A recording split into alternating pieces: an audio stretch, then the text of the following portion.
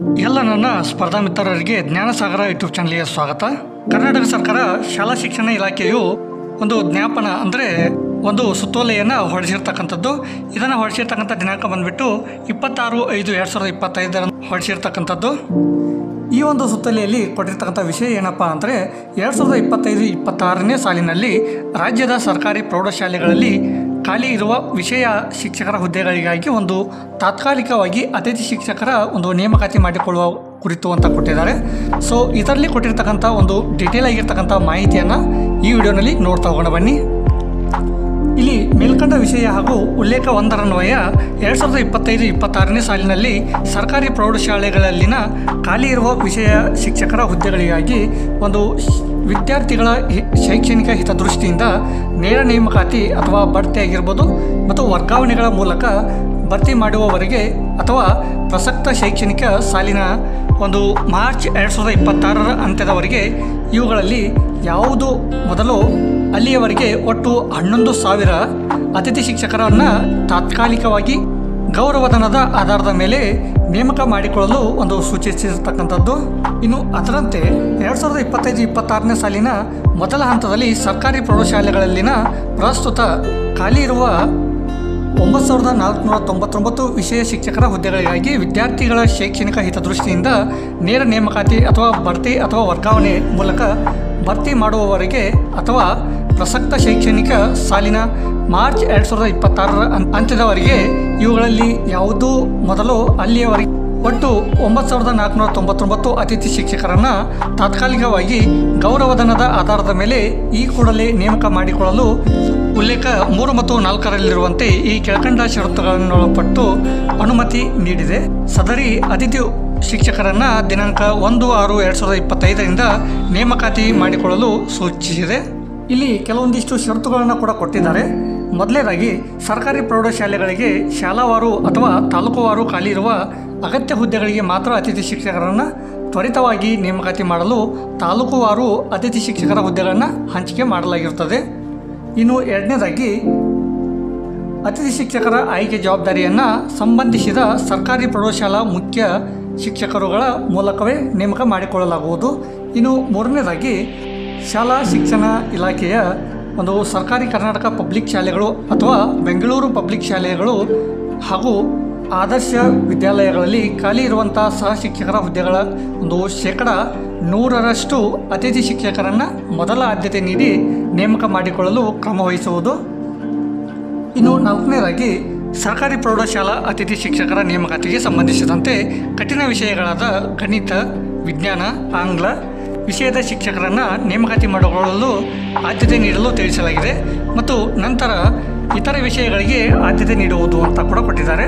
ಇನ್ನು 5ನೇದಾಗಿ ಕೊಟ್ಟಿರ್ತಕ್ಕಂಥ ಒಂದು ಷರತ್ತನ್ನು ನೋಡೋದಾದರೆ ಸದರಿ ವಿಷಯಗಳಿಗೆ ಹೆಚ್ಚುವರಿ ಶಿಕ್ಷಕರು ಇರುವ ಶಾಲೆಗಳಿಗೆ ಅತಿಥಿ ಶಿಕ್ಷಕರ ಹುದ್ದೆಗಳನ್ನು ಮಂಜೂರು ಮಾಡುವಂತಿಲ್ಲ. ಇನ್ನು 6ನೇದನ್ನು ನೋಡೋದಾದರೆ ಅತಿಥಿ ಶಿಕ್ಷಕರನ್ನು ನೇಮಕ ಮಾಡಿಕೊಂಡ ಹುದ್ದೆಗೆ ವರ್ಗಾವಣೆ ಅಥವಾ ನೇಮಕಾತಿ ಮುಖಾಂತರ ಕಾಯಂ ಶಿಕ್ಷಕರು ಸ್ಥಳ ನಿಯುಕ್ತಿಗೊಂಡಲ್ಲಿ ಸದರಿ ಹುದ್ದೆಗಳಲ್ಲಿ ಕಾರ್ಯನಿರ್ವಹಿಸುತ್ತಿದ್ದ ಅತಿಥಿ ಶಿಕ್ಷಕರನ್ನು ಕರ್ತವ್ಯದಿಂದ ಬಿಡುಗಡೆಗೊಳಿಸಿ ಅದೇ ತಾಲೂಕು ಪಂಚಾಯಿತಿ ವ್ಯಾಪ್ತಿಯಲ್ಲಿಯೇ ವರ್ಗಾವಣೆಯಿಂದ ತೆರವಾದ ಹುದ್ದೆಗಳಿಗೆ ಅತಿಥಿ ಶಿಕ್ಷಕರನ್ನು ಹಂಚಿಕೆ ಮಾಡುವುದಾಗಿರ್ತದೆ. ಇನ್ನು 7ನೇದು ಬಂದ್ಬಿಟ್ಟು ಅತಿಥಿ ಶಿಕ್ಷಕರನ್ನು ಅತಿ ಹೆಚ್ಚು ಮಕ್ಕಳಿರುವ ಹಾಗೂ ಹೆಚ್ಚಿನ ಸಂಖ್ಯೆಗಳಲ್ಲಿ ಶಿಕ್ಷಕರ ಹುದ್ದೆಗಳು ಖಾಲಿ ಇರುವ ಪ್ರೌಢಶಾಲೆಗಳಿಗೆ ಆದ್ಯತೆ ಮೇರೆಗೆ ಒದಗಿಸುವುದು.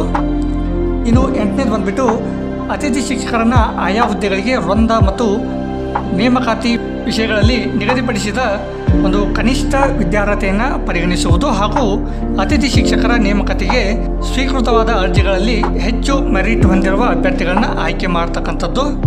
ಇನ್ನು 9ನೇದು ಬಂದ್ಬಿಟ್ಟು ಅತಿಥಿ ಶಿಕ್ಷಕರ ಹಾಜರಾತಿ ವಹಿಯನ್ನು ಪ್ರತ್ಯೇಕವಾಗಿ ನಿರ್ವಹಿಸುವುದು. ಇನ್ನು 10ನೇದು ಬಂದ್ಬಿಟ್ಟು ಸರ್ಕಾರಿ ಪ್ರೌಢಶಾಲಾ ಅತಿಥಿ ಶಿಕ್ಷಕರ ಒಂದು ಗೌರವ ಸಂಭಾವನೆ ದರವನ್ನು ಉಲ್ಲೇಖ 2ರ ಸರ್ಕಾರಿ ಆದೇಶದಲ್ಲಿ ನಿಗದಿಪಡಿಸಿರುವ ಮಾಹೆಯನ್ನು ₹12,500 ಆಗಿರುತ್ತದೆ.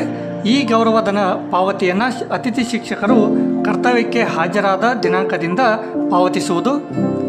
ಇನ್ನು 11ನೇದು ನೋಡೋದಾದರೆ ದಿನಾಂಕ 28/4/2025ರಂದು ವರ್ಗಾವಣೆ ತಂತ್ರಾಂಶದಲ್ಲಿ ಒಟ್ಟು 9,499 ಖಾಲಿ ಹುದ್ದೆಗಳ ಅನುಸಾರ ತಾಲೂಕುವಾರು ಅತಿಥಿ ಶಿಕ್ಷಕರ ಹುದ್ದೆಗಳನ್ನು ಹಂಚಿಕೆ ಮಾಡಲಾಗಿದ್ದು, ಸದರಿ ಅತಿಥಿ ಶಿಕ್ಷಕರ ಹುದ್ದೆಗಳನ್ನು ತಾಲೂಕು ಪಂಚಾಯಿತಿವಾರು ಮರು ಹಂಚಿಕೆ ಮಾಡಿ ಅನುದಾನದ ಒಂದು ವಿವರಗಳನ್ನು ಈ ಕಚೇರಿಗೆ ಸಲ್ಲಿಸಿದ ನಂತರ ತಾಲೂಕಿನಿಂದ ತಾಲೂಕಿಗೆ ಅತಿಥಿ ಶಿಕ್ಷಕರ ಒಂದು ಮರು ಹಂಚಿಕೆ ಮಾಡುವಂತಿಲ್ಲ.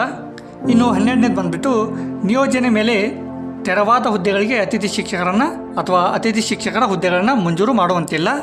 ಇನ್ನು 13ನೇದು ಬಂದುಬಿಟ್ಟು ಇನ್ನು ಹೆಚ್ಚಿನ ಖಾಲಿ ಇರುವ ಹುದ್ದೆಗಳಿಗೆ ಒಂದು ಅತಿಥಿ ಶಿಕ್ಷಕರ ಅವಶ್ಯಕತೆ ಇದ್ದಲ್ಲಿ ಮಾಹಿತಿಯನ್ನು ಉಪನಿರ್ದೇಶಕರು ಅಥವಾ ಆಡಳಿತರವರ ಮೂಲಕ ಒಂದು ಮಾಹಿತಿಯನ್ನು ಸಲ್ಲಿಸುವುದು.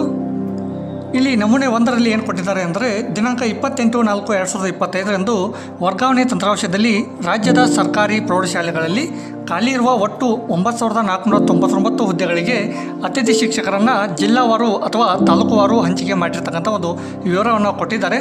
ಸೊ ಇಲ್ಲಿ ಒಂದು ಡಿಸ್ಟ್ರಿಕ್ಟ್ ನೇಮ್ ಆಗಿರ್ಬೋದು ಮತ್ತು ಬ್ಲಾಕ್ ನೇಮ್ ಆಗಿರ್ಬೋದು, ಅದರ ಜೊತೆಗೆ ಪ್ರೆಸೆಂಟ್ ವೇಕೆಂಟ್ಗಳನ್ನು ಕೂಡ ಕೊಟ್ಟಿದ್ದಾರೆ. ಅದರ ಜೊತೆಗೆ ಗೆಸ್ಟ್ ಟೀಚರ್ ಒಂದು ಪೋಸ್ಟ್ ಡಿಸ್ಟ್ರಿಬ್ಯೂಷನ್ ಕೂಡ ಕೊಟ್ಟಿದ್ದಾರೆ. ಇಲ್ಲಿ ಒಂದು ಬಾಗಲಕೋಟೆ ಡಿಸ್ಟಿಕಲ್ಲಿ ಬಾದಾಮಿ ಬ್ಲಾಕ್ ಆಗಿರ್ಬೋದು ಮತ್ತು ಬಾಗಲಕೋಟೆ ಬ್ಲಾಕ್ ಮತ್ತು ಬಿಳಗಿ ಬ್ಲಾಕ್ ಆಗಿರ್ಬೋದು ಮತ್ತು ಹುಣಗುಂದ್, ಜಮಖಂಡಿ, ಮುಧೋಳ ಈ ಬ್ಲಾಕ್ಗಳಲ್ಲಿ ಖಾಲಿ ಇರ್ತಕ್ಕಂಥ ಒಟ್ಟು ಹುದ್ದೆಗಳನ್ನು ನೋಡೋದಾದರೆ ಇಲ್ಲಿ 291 ಹುದ್ದೆಗಳು ಖಾಲಿ ಇರ್ತಕ್ಕಂಥದ್ದು. ಇನ್ನು ಬಳ್ಳಾರಿ ಡಿಸ್ಟಿಕಲ್ಲಿ ಖಾಲಿ ಇರ್ತಕ್ಕಂಥ ಹುದ್ದೆಗಳನ್ನು ನೋಡೋದಾದರೆ ಇಲ್ಲಿ 431 ಹುದ್ದೆಗಳು ಖಾಲಿ ಇರ್ತಕ್ಕಂಥದ್ದು. ಇನ್ನು ಬೆಳಗಾವಿಯಲ್ಲಿ 277 ಹುದ್ದೆಗಳು ಖಾಲಿ ಇರ್ತಕ್ಕಂಥದ್ದು. ಇನ್ನು ಬೆಳಗಾವಿ ಚಿಕ್ಕೋಡಿ ವಿಭಾಗದಲ್ಲಿ ನೋಡೋದಾದರೆ ಇಲ್ಲಿ 502 ಹುದ್ದೆಗಳು ಖಾಲಿ ಇರ್ತಕ್ಕಂಥದ್ದು. ಇನ್ನು ಬೆಂಗಳೂರು ರೂರಲ್ ಬಂದುಬಿಟ್ಟು ಇಲ್ಲಿ 170 ಹುದ್ದೆಗಳು ಖಾಲಿ ಇರ್ತಕ್ಕಂಥದ್ದು. ಇನ್ನು ಬೆಂಗಳೂರು ನಾರ್ತ್ ಅಂತ ನೋಡ್ತೀವಿ, ಇಲ್ಲಿ ಕೂಡ 52 ಹುದ್ದೆಗಳು ಖಾಲಿ ಇರ್ತಕ್ಕಂಥದ್ದು. ಇನ್ನು ಬೀದರ್ ಡಿಸ್ಟಿಕಲ್ಲಿ ಬಂದುಬಿಟ್ಟು 330 ಹುದ್ದೆಗಳು ಖಾಲಿ ಇರ್ತಕ್ಕಂಥದ್ದು. ಇನ್ನು ಚಾಮರಾಜನಗರ ಡಿಸ್ಟಿಕಲ್ಲಿ 128 ಹುದ್ದೆಗಳು ಖಾಲಿ ಇರ್ತಕ್ಕಂಥದ್ದು. ಇನ್ನು ಚಿಕ್ಕಬಳ್ಳಾಪುರ ಡಿಸ್ಟಿಕಲ್ಲಿ 262 ಹುದ್ದೆಗಳು ಖಾಲಿ ಇರ್ತಕ್ಕಂಥದ್ದು. ಇನ್ನು ಚಿಕ್ಕಮಗಳೂರು ಡಿಸ್ಟಿಕಲ್ಲಿ 189 ಹುದ್ದೆಗಳು ಖಾಲಿ ಇರ್ತಕ್ಕಂಥದ್ದು. ಇನ್ನು ಚಿತ್ರದುರ್ಗ ಡಿಸ್ಟಿಕಲ್ಲಿ 118 ಹುದ್ದೆಗಳು ಖಾಲಿ ಇರ್ತಕ್ಕಂಥದ್ದು. ಇನ್ನು ದಕ್ಷಿಣ ಕನ್ನಡ ಜಿಲ್ಲೆಯಲ್ಲಿ ಒಟ್ಟು 316 ಹುದ್ದೆಗಳು ಖಾಲಿ ಇರ್ತಕ್ಕಂಥದ್ದು. ಇನ್ನು ದಾವಣಗೆರೆ ಡಿಸ್ಟಿಕಲ್ಲಿ ನೋಡೋದಾದರೆ ಇಲ್ಲಿ 104 ಹುದ್ದೆಗಳು ಖಾಲಿ ಇರ್ತಕ್ಕಂಥದ್ದು. ಇನ್ನು ಧಾರವಾಡ ಡಿಸ್ಟಿಕಲ್ಲಿ ನೋಡೋದಾದರೆ ಇಲ್ಲಿ 124 ಹುದ್ದೆಗಳು ಖಾಲಿ ಇರ್ತಕ್ಕಂಥದ್ದು. ಇನ್ನು ಹಾಸನ ಡಿಸ್ಟಿಕಲ್ಲಿ ನೋಡೋದಾದರೆ ಇಲ್ಲಿ 435 ಹುದ್ದೆಗಳು ಖಾಲಿ ಇರ್ತಕ್ಕಂಥದ್ದು. ಇನ್ನು ಹಾವೇರಿ ಡಿಸ್ಟಿಕಲ್ಲಿ ಬಂದುಬಿಟ್ಟು 237 ಹುದ್ದೆಗಳು ಖಾಲಿ ಇರ್ತಕ್ಕಂಥದ್ದು. ಇನ್ನು ಕಲಬುರಗಿ ಡಿಸ್ಟಿಕಲ್ಲಿ ಬಂದುಬಿಟ್ಟು 455 ಹುದ್ದೆಗಳು ಖಾಲಿ ಇರ್ತಕ್ಕಂಥದ್ದು. ಕೊಡಗು ಡಿಸ್ಟಿಕಲ್ಲಿ ಬಂದುಬಿಟ್ಟು 109 ಹುದ್ದೆಗಳು ಖಾಲಿ ಇರ್ತಕ್ಕಂಥದ್ದು. ಇದೇ ರೀತಿಯಾಗಿ ಎಲ್ಲ ಡಿಸ್ಟಿಕ್ಗಳ ಒಂದು ಡಿಟೇಲ್ ಆಗಿರ್ತಕ್ಕಂಥ ವ್ಯಾಕೆನ್ಸಿಗಳ ಒಂದು ಡೀಟೇಲ್ಸನ್ನು ಕೊಟ್ಟಿದ್ದಾರೆ. ಸೊ ಇದರ ಒಂದು ನೋಟಿಫಿಕೇಶನ್ ಲಿಂಕನ್ನು ವಿಡಿಯೋನ ಕೆಳಗಡೆ ಡಿಸ್ಕ್ರಿಪ್ಷನ್ ಬಾಕ್ಸಲ್ಲಿ ಕೊಟ್ಟಿರ್ತೀನಿ. ಸೊ ಅಲ್ಲಿ ಹೋಗಿ ಒಂದ್ಸಲ ಡೌನ್ಲೋಡ್ ಮಾಡ್ಕೊಂಬಿಟ್ಟು ಒಂದ್ಸಲ ಕರೆಕ್ಟಾಗಿ ನೋಡ್ಕೊಳ್ಳಿ ಅಂತ ಹೇಳ್ತಾ, ಇದೇ ರೀತಿಯಾಗಿರ್ತಕ್ಕಂಥ ಮೋರ್ ಇನ್ಫಾರ್ಮೇಟಿವ್ ವಿಡಿಯೋಸ್ಗಳಿಗಾಗಿ ನಮ್ಮ ಚಾನಲನ್ನು ಸಬ್ಸ್ಕ್ರೈಬ್ ಮಾಡ್ಕೊಳ್ಳಿ ಮತ್ತು ಬೆಲ್ ಬಟನ್ ಅಂತ ಮೂಲಕ ನೋಟಿಫೈ ಇರಿ ಅಂತ ಹೇಳ್ತಾ ಇಲ್ಲಿಗೆ ಈ ವಿಡಿಯೋನ ಮುಗಿಸ್ತಾ ಇದ್ದೀನಿ. ಧನ್ಯವಾದಗಳೊಂದಿಗೆ ಜೈ ಹಿಂದ್, ಜೈ ಕರ್ನಾಟಕ.